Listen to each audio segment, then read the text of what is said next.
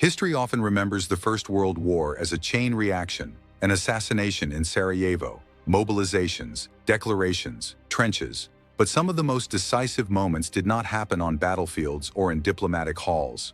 They happened quietly, in shipyards, behind closed doors, through signatures that never reached the newspapers in time. In the summer of 1914, as Europe drifted toward catastrophe, a single decision made in Britain would shatter an empire's trust, ignite public fury across Istanbul, and help push the Ottoman state toward a fatal alliance. It was not a declaration of war. It was the seizure of a ship. The morning of July 28, 1914, dawned gray and oppressive over the industrial city of Newcastle upon Tyne. Heavy clouds hung low above chimneys and cranes, trapping the smells of coal smoke, wet iron, and the distant salt of the North Sea. Along the River Tyne, the vast shipyards of Armstrong Whitworth roared with life. Thousands of hammers struck steel in overlapping rhythms, a relentless industrial thunder that announced Britain's dominance at sea. This was where empires armed themselves. Every rivet driven into place, every plate sealed along a hull was a statement of power. But on this particular Tuesday, the routine noise of production faded into the background. Workers slowed. Engineers paused mid-conversation. Eyes were drawn to a single shape dominating the basin. Moored in dark water lay a vessel so immense that calling it a ship felt inadequate. Sultan Osman Fur rested like a chained leviathan, a floating fortress of steel and ambition.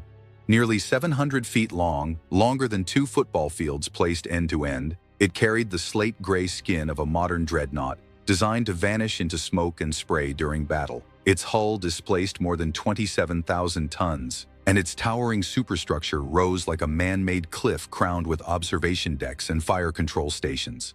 But its true menace lay in its armament. 7 massive turrets housed 14 12-inch guns, an unprecedented concentration of firepower. No battleship afloat carried more heavy cannons. In a single broadside, Sultan Osman could unleash nearly 7 tons of high-explosive shells, enough to shatter any enemy vessel or erase entire blocks of a coastal city. It was the ultimate product of the naval arms race, a weapon meant not only to fight wars, but to intimidate regions. On the dock below stood 500 Ottoman sailors, unmistakable among the pale shipyard workers. They wore red fezzes with black tassels. Their skin was darkened by Mediterranean sun. Their voices carried Turkish and Arabic rhythms through the northern air.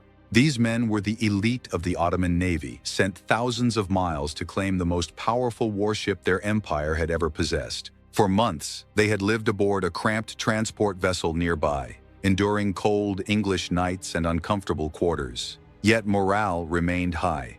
This ship was more than steel to them. It was redemption. By day, they trained relentlessly, mastering the hydraulics of the turrets and the complex steam turbines that could drive the ship to 21 knots. By night, they prayed on open decks, facing Mecca beneath unfamiliar skies, dreaming of the moment they would sail home to Istanbul. Letters sent back across the empire described Sultan Osman with reverence. To these sailors, the ship was a promise that the humiliations of recent years would never be repeated. They believed millions were waiting for them. They imagined the Golden Horn lined with flags, children rehearsing songs, and crowds gathering to witness the return of Ottoman naval power. The departure was scheduled for 5 days' time. Coal bunkers were full. Ammunition magazines were stocked and sealed. The Ottoman flag lay folded, ready for a moment of national triumph. What they did not know was that, 300 miles south, in a high-ceilinged office in Whitehall, that triumph was already being erased. At his desk sat Winston Churchill, First Lord of the Admiralty, staring at a map of the North Sea marked with pins and pencil lines. At 39, he was the youngest man to hold the position in modern times. Brilliant, forceful, and utterly convinced that bold action shaped history. Telegrams littered his desk, each delivering worse news than the last. Europe was collapsing toward war. 1 month earlier, the assassination of Archduke Franz Ferdinand had triggered a diplomatic avalanche. Austria-Hungary moved against Serbia. Russia mobilized. Germany prepared to strike west through Belgium. Churchill understood what this meant for Britain. If war came, and now it was a matter of when, not if, the empire's survival would depend entirely on the Royal Navy. Britain imported most of its food. If sea lanes were severed, the nation would starve. The German high seas fleet had to be contained and crushed. Churchill counted ships like a man counting ammunition. 22 British dreadnoughts, 15 German, with more under construction. The margin was dangerously thin. A few early losses, mines, submarines, bad luck, and naval superiority could vanish in days. And then his eyes returned again and again to two names on his list, Sultan Osman II and Rashadieh, two super dreadnoughts, paid for by the Ottoman Empire, a power officially neutral, but increasingly influenced by Germany. Churchill imagined the worst-case scenario, these ships reaching Turkish waters, only for the Ottomans to join Germany weeks later. British-built battleships shelling British bases, threatening Egypt, menacing the Suez Canal, the empire's lifeline. To Churchill, the risk was intolerable. Legal ownership did not matter, moral implications were secondary. The fact that the Ottomans had paid in full, every pound deposited in British banks, became a footnote in the arithmetic of survival. Churchill made his decision. The ships would not leave Britain. To grasp the scale of this betrayal, one must understand what the Ottoman Empire represented in 1914. Across Europe, it was known as the sick man of Europe, a once mighty power collapsing slowly under the pressure of internal weakness and foreign predators. For centuries, Russia, Britain, France, and Austria had carved away its territory. Greece broke free, Serbia rose, Bulgaria followed, Egypt fell under British control. Each loss cut deeper. The greatest humiliation came during the Balkan Wars of 1912-1913. Ottoman armies were routed. Refugees poured into Istanbul by the hundreds of thousands, carrying stories of massacre and defeat. But the most devastating blow came from the sea. The Greek Navy possessed a single modern armored cruiser, Georgios Averof. Faster and better armed than any Ottoman vessel, it dominated naval engagements at Ely and Lemnos, driving the Ottoman fleet into the Straits and trapping it there. From the hills of Istanbul, citizens watched their ships retreat, obsolete ironclads fleeing from a single Greek cruiser. The psychological impact was crushing. After the war, the young Turk leadership, Enver, Talat, and Cemal Pasha, vowed this would never happen again. They understood that in the modern world, sovereignty was measured in dreadnoughts.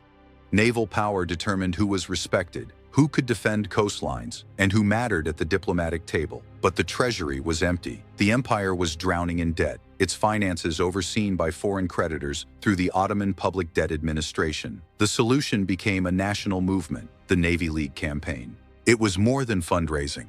It was a collective act of sacrifice framed as a sacred duty. Merchants placed donation boxes in Istanbul's bazaars. Peasants walked days to donate grain or livestock. Imams preached that every coin given was a blow struck in defense of the faithful. Women donated jewelry, their only security. Schoolgirls cut their hair to sell. Elderly women surrendered wedding rings. The campaign united the empire in shared purpose. Medals and ribbons marked donors. To lack one was to invite suspicion.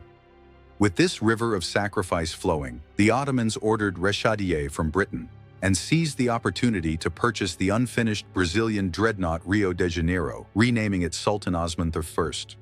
Its design was extreme. 14 heavy guns made it a fearsome but risky vessel, less armored but devastating in firepower, a gamble that firepower could overcome protection. By July 1914, both ships were fully paid for. Legally, they were Ottoman territory. But in Newcastle, delays began. Meetings were postponed. Explanations grew evasive. The Ottoman commander, Captain Rauf Bey, sensed the truth. A hero of the Balkan Wars, he demanded answers and sent urgent messages to Istanbul, warning that Britain intended to seize the ships. Permission to act never came. The Ottoman government trusted British law, trusted British honor. On August 1, 1914, that trust collapsed. British infantry marched into the shipyard, bayonets fixed, machine guns positioned at the gangways.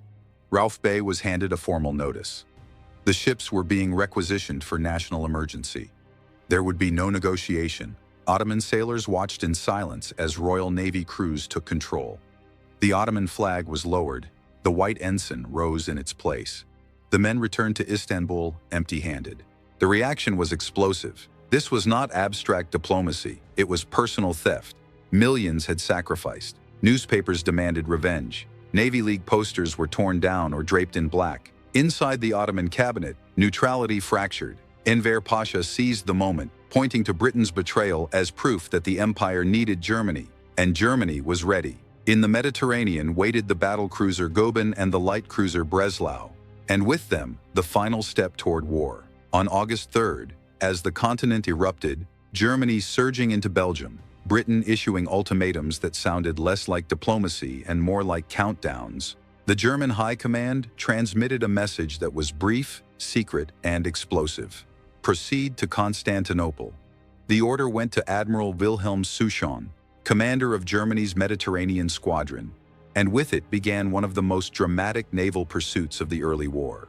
Souchon was in the western Mediterranean near the Algerian coast, fresh from striking French ports. To reach Istanbul, he had to run nearly 1,000 miles east, straight through waters where British sea power was supposed to be absolute. Behind him came the Hunters, the British Mediterranean fleet commanded by Admiral Sir Archibald Berkeley Milne, a cautious man, respected more for connections and seniority than brilliance or aggression. On paper, it was a slaughter waiting to happen. Milne's force was enormous: 3 battle cruisers, 4 armored cruisers, and 4 light cruisers. In tonnage and guns, he outweighed Souchon by something close to 10-1. British ships were faster. Their numbers were overwhelming. The chase should have ended quickly. An interception, a brief exchange, and the German squadron crushed. But war does not always obey paper strength.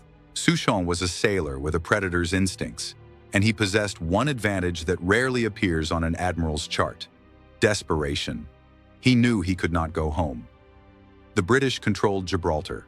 The Atlantic was sealed. His only escape route was the Dardanelles, the thin, winding gateway into Ottoman waters, so he ordered full speed. The strain nearly tore his ships apart.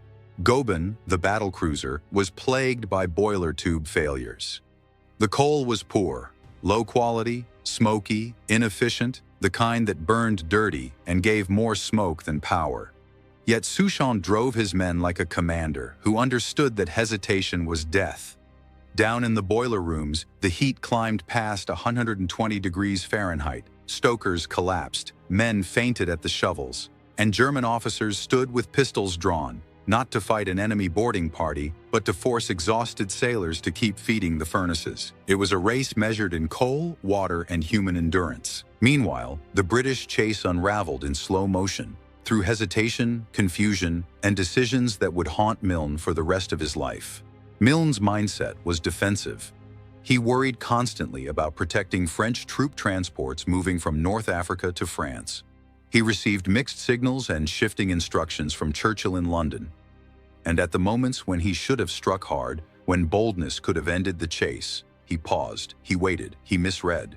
Souchon slipped through the tightening net. British light cruisers harassed him, trying to shadow and probe, but Goeben's heavy guns kept them at distance. The Germans fought a running, tense, uneven engagement, never committing to a full battle, never slowing long enough for the British to close. By the time Souchon reached the Aegean Sea, his situation was desperate. Fuel was nearly gone. Bunkers were running dry. He was forced to stop at a Greek island and buy coal from a merchant ship. An open violation of neutrality that could have become a diplomatic scandal. Souchon did not care. The only law he recognized now was survival. On the afternoon of August 10, 1914, Goeben and Breslau finally reached the mouth of the Dardanelles. Ahead lay the Straits, guarded by Ottoman forts, heavy guns staring down the channel, minefields and boom defenses blocking entry. Behind them, somewhere beyond the horizon, was British pursuit. Souchon halted and radioed the Ottoman commander. Request permission to enter. This was not a routine request. It was a moment that could tilt the entire Middle East. The message raced to Istanbul and landed on the desk of Enver Pasha, the Ottoman Minister of War, as the government argued over neutrality like men debating morality while standing on thin ice. The dilemma was brutal. Let the Germans in and neutrality collapses. Keep them out and Britain sinks them at the gate, humiliating Germany, angering Berlin, and proving to the Ottoman public that their government could protect nothing. The Grand Vizier hesitated. He understood the danger. Allowing entry would be seen in London as a hostile act, war in everything but name. But Enver did not wait for consensus. He acted. He sent the order to the forts. Open the minefields. Let them pass. Boom nets shifted aside. Mines were cleared from the path, and the gray silhouettes of the German warships glided into the calmer waters of the Straits. Just as the leading edge of the British pursuit appeared on the horizon, the British were hours too late. The door had closed. What followed was a diplomatic crisis that shook Istanbul. The British ambassador, Sir Louis Mallet, stormed into the Grand Vizier's office and demanded that the German ships be turned away or seized. Under international law, a neutral state was supposed to detain belligerent warships, disarm them, and intern their crews. The Ottomans could not do that. Enver would never allow it. But they also could not openly admit they were sheltering German warships without effectively declaring war, which the government still feared to do. So someone, whether German diplomat or Ottoman minister, offered a solution so audacious it rewrote reality. The Ottoman government released an official statement. "We have not sheltered these ships. We have purchased them." The story was that Germany had sold Goeben and Breslau to the Ottoman Empire as compensation, replacing the dreadnoughts Britain had seized. No money changed hands in any meaningful sense. In legal truth, the ships remained German instruments. But propaganda does not require truth. It requires emotion. And the emotional impact was enormous. The Turkish public, still furious over Britain's seizure of Sultan Osman and Reshadiye, erupted into celebration. Britain stole our ships, Germany replaced them. It felt like poetic justice, a reversal, a restored balance. On August 16th, a ceremony in the Golden Horn made the transformation official. The German naval ensign was lowered. The Ottoman crescent and star rose in its place. Goeben was renamed Yavuz Sultan Selim, after one of the most feared Ottoman sultans. Breslau became Midilli, but one problem remained. The Ottoman Navy did not have crews trained to operate these complex German systems: turbines, fire control, gunnery methods. So the German crews stayed. Crates of Ottoman uniforms arrived on deck. German sailors, blonde-haired men from Hamburg and Kiel, changed clothes, put on fezes, and became Ottoman sailors on paper. Souchon himself, an aristocratic German admiral, donned the fez and was appointed commander-in-chief of the Ottoman Navy. The British ambassador watched the spectacle with fury. He knew it was a masquerade. He knew orders still came from Berlin. But the fiction held because Britain was not ready to fight the Ottomans while the Western Front was still bleeding into existence. For weeks, the new Ottoman warships sat in harbor like a loaded pistol aimed at Russia. Neutrality survived, but only by a thread. Moderate ministers tried desperately to keep the empire out of war. They argued, "We now have ships. We can defend ourselves. We can stay neutral." But Enver Pasha and Admiral Souchon had different intentions, and behind them stood the Kaiser, pressing for a new front that would distract Russia and pressure Britain. Souchon grew impatient. He was not a diplomat. He was a fighter trapped by politics. In late October, he and Enver shaped a plan to force the government's hand, to create a crisis so irreversible that neutrality would collapse under its own weight. On October 27th, Souchon took the fleet, Yavuz, Midilli, and Turkish destroyers, into the Black Sea under the excuse of training maneuvers. He ordered radio silence except for battle commands. The ships steamed north into cold gray waters toward the Russian coast. On the morning of October 29, 1914, the Russian port of Sevastopol woke to thunder. Windows rattled, dishes shook. People ran outside and stared at the sea, where a massive warship flying the Ottoman flag was firing heavy shells into the harbor. Yavuz pounded the naval base. Warehouses burned, docks shattered, ships were struck where they lay. At the same time, Midilli shelled Novorossiysk, sinking transports and igniting oil facilities. Fire climbed into the sky. Smoke thickened until day turned to night. A black cloud rose so vast it could be seen for miles. A signal flare announcing a new front in the war. It was a surprise attack, an early 20th century equivalent of a Black Sea Pearl Harbor. When the news reached Istanbul, moderate ministers were horrified.